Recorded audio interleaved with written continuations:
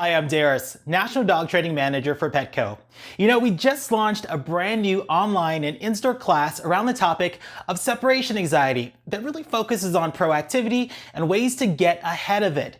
Now, today I am super excited to be here to answer all of your questions on this topic that really is impacting so many pet parents. All right, so it looks like one of our first questions that came in, and this pet parent says, I'm going back to work in 3 weeks. How do I prepare my dog for this transition? So that's a really good question and extremely relatable. So there's so many little things that we can do on a daily basis that can help prepare our dogs for that major transition, right? So something as simple as picking up your keys, going to the door without actually leaving, repeating that process a few times, building on duration, right? So simply going out and checking the mail, taking out the trash and coming back. Again, start small, and these small steps will slowly start to gradually, of course, acclimate your dog to, of course, that huge change that's going to be coming their way real soon. All right, so we had another question that came in from a pet parent, and he writes in and says, Darius, do you recommend puzzle toys to help prevent dogs' anxious behaviors? So that's actually a really great question. So as a trainer, I am a huge fan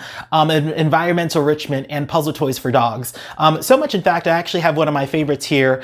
Outward Hound has an incredible line of doggy puzzle toys that you can find at Petco and Petco.com. Great way to keep your dogs mentally stimulated, giving them something to do, proactively giving them something to do can certainly help with boredom and, of course, slowly start gradually preparing our dogs to leave the house. So another question that came in from another one of our amazing pet parents. My dog Max seems to never be able to sit still.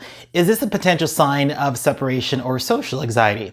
So, that is a really great question. So it certainly can be, right? So if you think about a dog's inability to simply calm themselves, it certainly can be some form of anxiety. So my first recommendation, number one, is, of course, always going to be call your veterinarian to ensure that there aren't any underlying health issues with your fur baby Max. And then, of course, after that, you can put together a game plan, and you can easily pick up the phone and call one of our Petco certified trainers. And one thing that we actually teach in our brand new separation anxiety course is something that's called the relaxation protocol. In short, what we do is we teach dogs when a certain bed or mat is present, that is their safe place to go and simply just relax.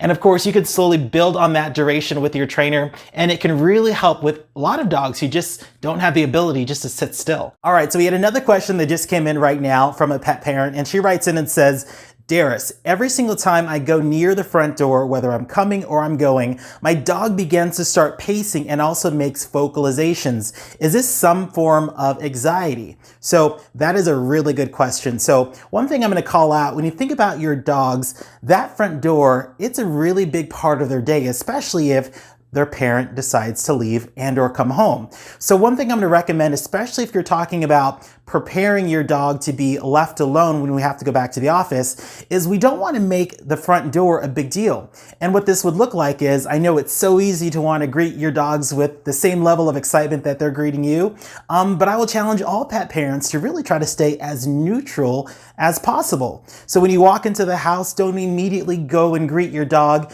Walk in, set your bag down, walk over to the kitchen, pour yourself a glass of water, let there be some duration and time, and then calmly greet your dog. Again, we just don't want our dogs to think that that door is going to be a huge dramatic change in their day-to-day. Hey guys, I had a blast hanging out with you guys today here on Instagram. Thank you for all of your amazing questions. To learn more about your pet's mental health and or to sign up for one of our classes, head on over to petco.com.